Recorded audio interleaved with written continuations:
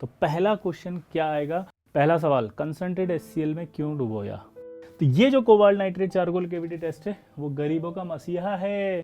आपसे बोलेगा कि सर ये बीड टेस्ट किसके लिए करते हैं? रेड हो गया, क्रिम्सन रेड हो जाएगा। सोडियम का होता है गोल्डन येलो कलर, पोटेशियम का लाइलेक, रेडिश वॉयलेट, सीजियम का ब्लू, कैल्शियम का ब्रिक रेड, स्ट्रांशियम का क्रिम्सन रेड और इसका एप्पल ग्रीन हो जाएगा। ठीक है। हाय हेलो एवरीवन, हाय विशाल जोशी, आपका प्यारा विजय सर। और जैसा कि आपसे प्रॉमिस किया था कि हम स्कोर रिवीजन टेस्ट सीरीज लेकर आ रहे हैं। स्कोर रिवीजन टेस्ट सीरीज के साथ साथ हम रिवीजन भी करेंगे और टेस्ट भी देंगे। ठीक है, तो अभी हम सबसे पहले थोड़ा सा रिवीजन करेंगे। जैसा कि आपको पता है कि हमें सॉल्ट एनालिसिस के अंदर बहुत सारी चीज़ें पढ़ने की ज़रूरत है, क्योंकि बहुत ज़्यादा आता है सॉल्ट एनालिसिस। और हाँ, बिल्कुल टेंशन मत लेना, मैं पूरी इनऑर्गेनिक कवर करने की कोशिश करूंगा इस सीरीज़ में। जो बहुत इंपॉर्टेंट टॉपिक्स हैं वो सारे कवर होंगे, सो आपको डरने की ज़रूरत नहीं है, क्योंकि जब विजय सर का हो साथ तो डरने की क्या बात। तो सॉल्ट एनालिसिस में सबसे पहले हम पढ़ते हैं ड्राई टेस्ट, क्योंकि देखिए डायरेक्ट सवाल आता है। ड्राई टेस्ट, ड्राई टेस्ट कौन कौन से होते हैं? पहला होता है आपका फ्लेम टेस्ट, दूसरा होता है बोरेक्स बीड टेस्ट, तीसरा होता है आपका फॉस्फेट बीट टेस्ट, चौथा होता है आपका sodium carbonate beat test,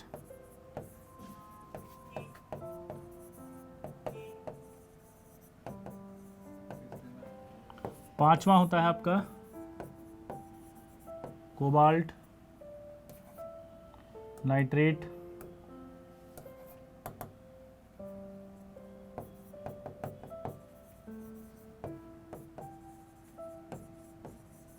charcoal cavity test. ये आपके सारे के सारे टेस्ट होते हैं। अब सवाल ये आता है कि इसमें से पहला क्वेश्चन क्या होगा? तो पहला क्वेश्चन क्या आएगा वो ये कि फ्लेम टेस्ट किसके लिए करते हैं? तो आपको बोलना है सर एस ब्लॉक वालों के लिए। आपसे बोलेगा कि सर ये बीड टेस्ट किसके लिए करते हैं? बीड टेस्ट आ गया, ये बीड टेस्ट आ गया, ये बीड टेस्ट आ गया। तो बीड टेस्ट जो करते हैं वो किसके लिए करते हैं? बीड टेस्ट होता है आपके कलर्ड डी ब्लॉक कैटायन।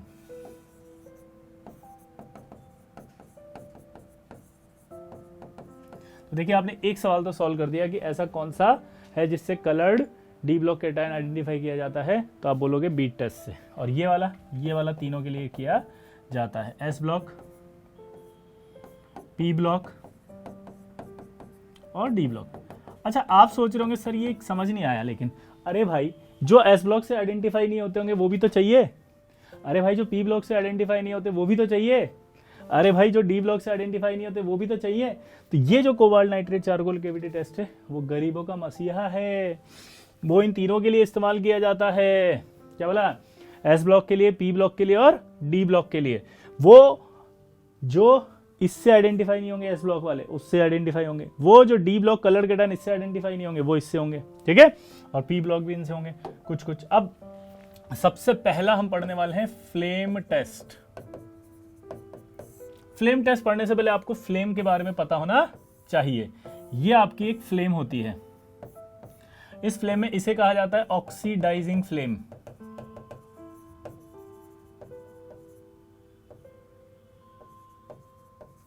इसे कहा जाता है रिड्यूसिंग फ्लेम।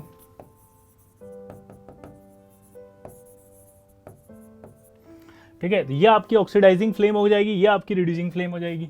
ये आपकी अपर ऑक्सीडाइजिंग फ्लेम होगी,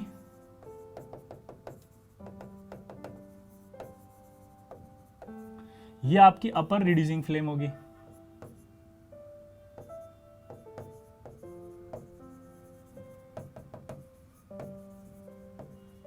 भाई दो बातें समझ में आ गई। जो फ्लेम होगी वो दो तरह की होगी, एक रिड्यूसिंग फ्लेम होगी, एक ऑक्सीडाइजिंग फ्लेम होगी। दूसरा ये समझ में आया कि अगर हर एक फ्लेम में एक अपर ऑक्सीडाइजिंग, अपर रिड्यूसिंग, इसी तरह से एक लोअर ऑक्सीडाइजिंग, लोअर रिड्यूसिंग, तो यानी कि इसकी जो है वो लोअर रिड्यूसिंग फ्लेम ये होगी।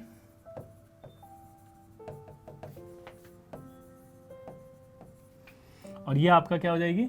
अपर ऑक्सीडाइजिंग, इसी तरह से लोअर ऑक्सीडाइजिंग।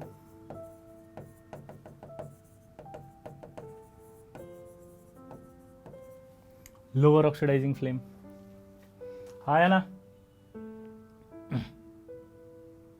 अरे सिंपल है। अब बात आती है किसकी, जल्दी से देखो, तो ये अपर ऑक्सीडाइजिंग होगी, अपर होगी, लोअर होगी, अपर होगी, लोअर होगी। अब हर एक फ्लेम में ऐसे भी दो हिस्से होंगे जहां एक बहुत ज़्यादा हाई टेम्परेचर होगा, एक बहुत कम होगा। तो वो जो हाई टेम्परेचर वाला जोन होता है उसे फ्यूजन जोन कहा जाता है, और जो सबसे लो टेम्परेचर वाला जोन होता है उसे, बोलो, जो लो टेम्परेचर वाला होता है उसे, बोलो,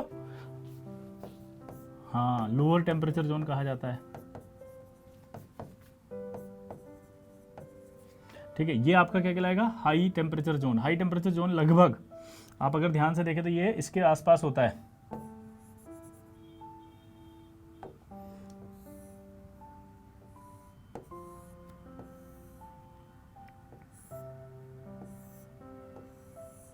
ये अपर रिड्यूसिंग फ्लेम है। ठीक है, यहाँ जस्ट इसके जस्ट ऊपर की बात करें अगर अपन, यहाँ जस्ट इसके ऊपर, तो ये कहलाता है आपका हाईएस्ट टेम्परेचर जोन। अब देखो यहां पर एक सवाल भी पूछा गया था जेई मेंस के, जो इसके जस्ट टॉप के ऊपर होगा ना, इसके ऊपर जस्ट टॉप पे, वो टॉप वाला हाईएस्ट टेम्परेचर जोन होता है और उसे फ्यूजन जोन भी कहा जाता है। उसे क्या कहा जाता है,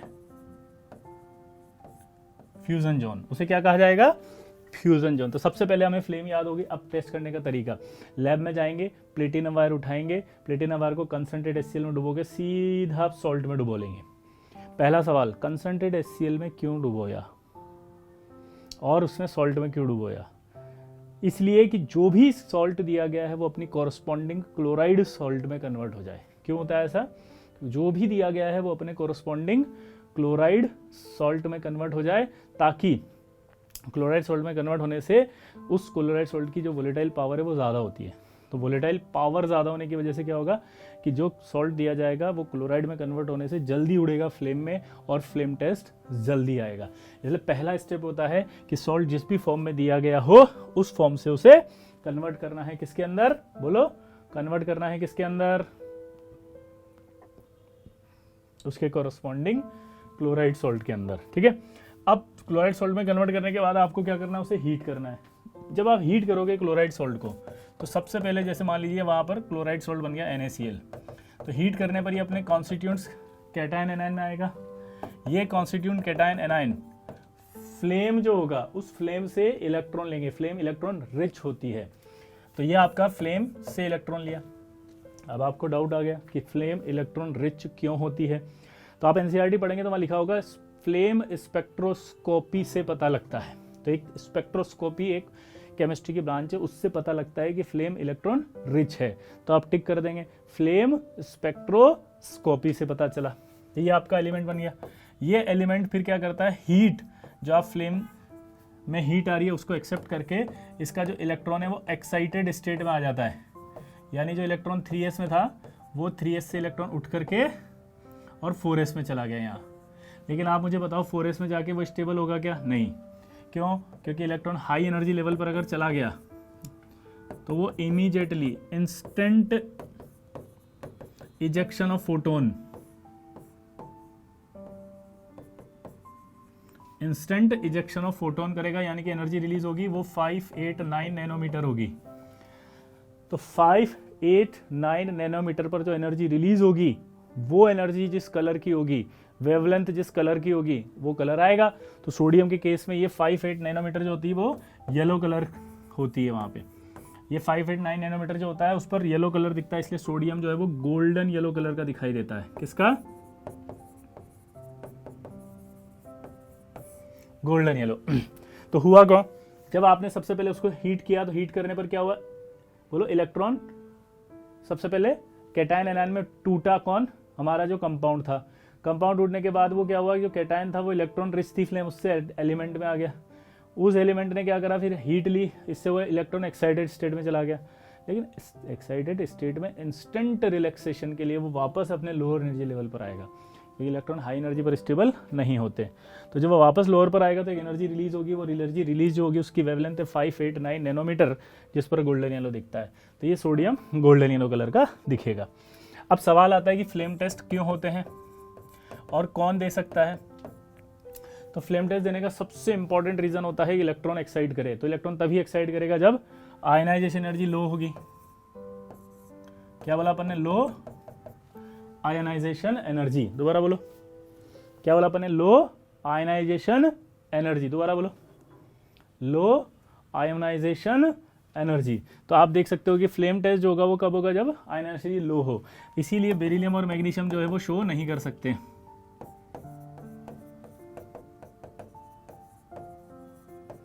do not impart flame test due to their high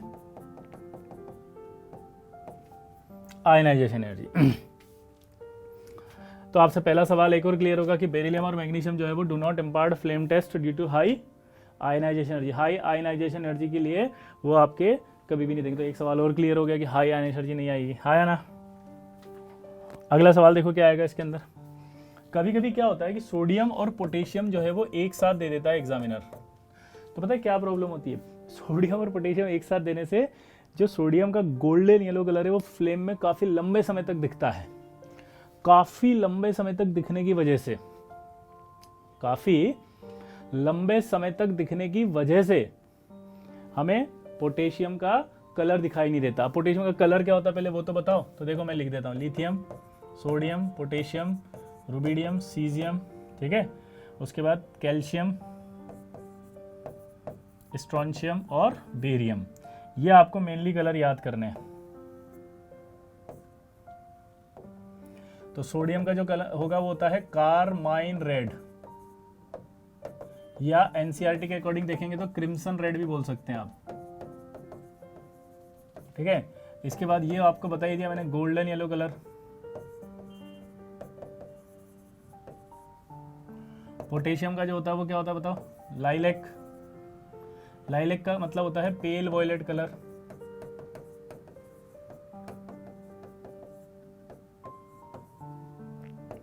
rubidium जो होता है उसका होता है रेडिश वॉयलेट।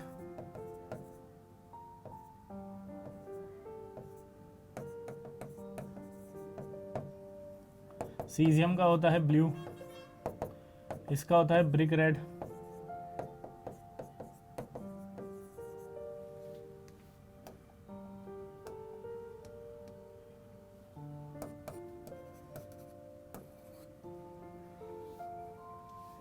इसका होता है आपका वापस क्रिम्सन रेड। बेरियम का होता है एप्पल ग्रीन। भाई अगर फ्लेम टेस्ट में कुछ भी नहीं हो तो ये कलर याद कर लेना, बस ये कलर याद होती है आपको सारा खत्म हो जाएगा। जल्दी बोलो। लिथियम का बोलेंगे कारमाइन रेड, ठीक है। क्या बोलेंगे, बोलो कारमाइन रेड। ये थोड़ा दिख नहीं रहा, दोबारा लिख देता हूं।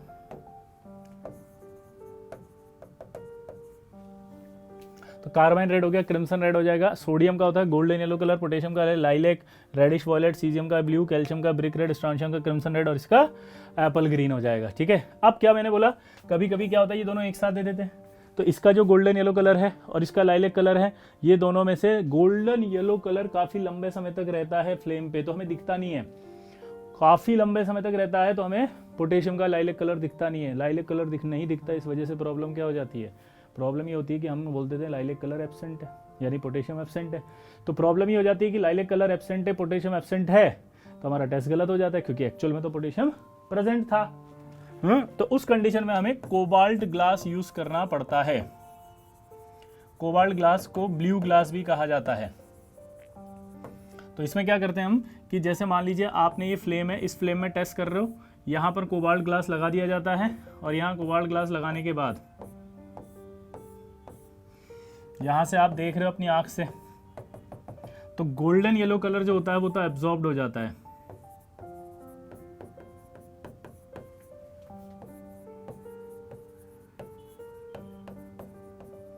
गोल्डन येलो कलर एब्जॉर्ब हो जाता है,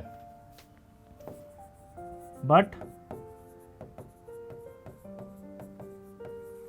क्रिम्सन रेड कलर, दोबारा बोलो, गोल्डन येलो कलर एब्जॉर्ब हो जाता है, बट क्रिम्सन रेड कलर जो है वो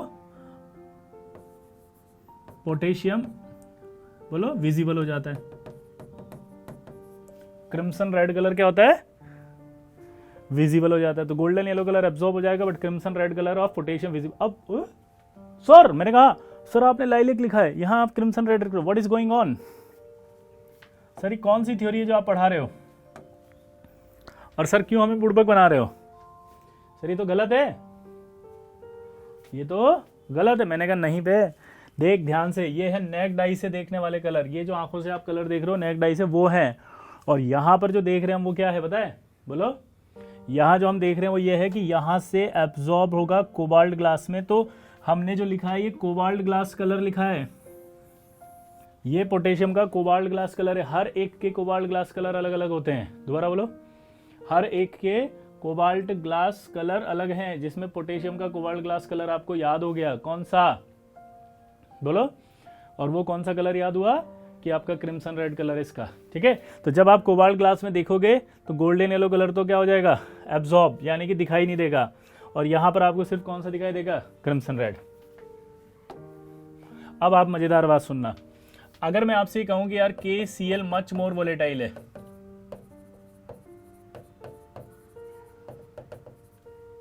और यहां पर आपका ये जो BaCl2 है, CaCl2 है और SrCl2, ये आपके लेस वोलेटाइल है, तो आपसे एक सवाल पूछेगा भाई कि कौन सा ज्यादा वोलेटाइल दिख रहा है, तो एक कॉन्सेप्ट आपको सीखना पड़ेगा, और वो कॉन्सेप्ट ये सीखना पड़ेगा कि KCl मच मोर वोलेटाइल है, बेरियम, स्ट्रांशियम और कैल्शियम आपके लेस वोलेटाइल है। इसका मतलब, ध्यान सुनना, इसका मतलब ये निकलता है कि आपको इन तीनों की बात करें तो ये कहाँ आइडेंटिफाई होंगे, तो मुझे लग रहा है ये तीनों जो है वो मच मोर वोलेटाइल है कि लेस वोलेटाइल है, तो उसे ज्यादा वोलेटाइल करने के लिए हाई टेम्परेचर चाहिए, हाई टेम्परेचर चाहिए, तो फ्लेम में वो हाई टेम्परेचर सिर्फ एक जगह होगा, फ्यूजन जोन में। कहाँ होगा, फ्यूजन, तो यानी कि ये जो आइडेंटिफाई होंगे वो कहाँ होंगे, फ्यूजन जोन, और ये जो होंगे वो कहाँ होंगे, लोअर टेम्परेचर जोन में या लोअर ऑक्सीडाइजिंग फ्लेम में। एक सवाल आपसे और पूछेगा इंपॉर्टेंट, नोट करके, कि जो फ्लेम टेस्ट होती है उस फ्लेम टेस्ट में हम, बोलो, फ्लेम टेस्ट जो हो रही है उस फ्लेम टेस्ट में हम कौन सी फ्लेम में कलर दिखते हैं, तो आप बोलेंगे ऑक्सीडाइजिंग फ्लेम में। कौन सी फ्लेम में कलर दिखाई देंगे, तो आप बोलोगे ऑक्सीडाइजिंग फ्लेम में। दोबारा बोलो, कौन सी फ्लेम में कलर दिखते हैं, तो आप क्या बोलोगे, ऑक्सीडाइजिंग फ्लेम में। दोबारा बोला, कौन सी फ्लेम में, ऑक्सीडाइजिंग फ्लेम में। क्लियर। तो आई होप आज का लेक्चर समझ में आया होगा, और हाँ टेंशन मत लें, आज थोड़ा सा समय की बहुत ज़्यादा कमी थी, इस वजह से अभी एक ही वीडियो बनाया है, मैं आगे ऐसे बहुत सारे बनाने वाला हूँ, बिल्कुल टेंशन मत लेना, आज का वीडियो ज़रूर देखना। और इसे चैनल को, अगर आपको IIT एडवांस तक सपोर्ट चाहिए, गाइडेंस चाहिए, मेंटरशिप चाहिए, तो इसे सब्सक्राइब कर लें, अपने दोस्तों को भी बोलें जो परेशान हैं, डीमोटिवेटेड हैं, दुखी हैं, उनको मैं सजेस्ट करूंगा परेशान मत हो, मैं हूं आपके साथ, ठीक है, आप बिल्कुल दिक्कत नहीं होगी। इसमें मैं 3 सीरीज चलाऊंगा, एक कुछ इंपॉर्टेंट टॉपिक्स की थ्योरी, एक स्कोर रिवीजन के जो पेपर्स होते हैं हमारे, जो चित्रांग भैया AIR 1 मेंटर 2014 में, मैंने जिन बच्चों को मेंटर किया मैं उनके रैंक्स बता दूँ, AIR 1, 2, 3, 6, 8, 10, काफ़ी सारे टॉप 100 हैं, ओलंपियाड्स वाले हैं, सब उनको मेंटर किया है, तो हम उनकी बात यहाँ पर करेंगे। पहला, दूसरी बात, उनकी स्ट्रेटजीज क्या क्या थी उनके बारे में आपको गाइड करेंगे, कैसे वो टॉप रैंक लाए उनके बारे में मैं आपको बताऊंगा, प्लस उन्होंने कौन कौन से पेपर दिए थे इस समय, वो पेपर आपके यहाँ पे होंगे। प्लस एक और ख़ास बात कि हम यहाँ पर क्या करने वाले हैं, एक सीरीज़ और चलाएंगे, JEE एडवांस की PYQs की सीरीज़। तो 3 चीज़ें होंगी, थ्योरी, स्कोर रिवीजन जो टॉपर्स ने दिया था, और एक JEE एडवांस सीरीज़, ठीक है। ये 3 सीरीज़ चैनल पे मिलेगी, इसलिए इसको सब्सक्राइब ज़रूर करना यार, आपका मोटिवेशन ही मुझे भी मोटिवेट करेगा, कि मैं आपको मोटिवेट करूं, तो आपका मोटिवेशन कैसे मिलेगा मुझे, इस चैनल को जितना मैक्सिमम सब्सक्राइब करोगे उससे ही मुझे मोटिवेशन मिलेगा। Thank you.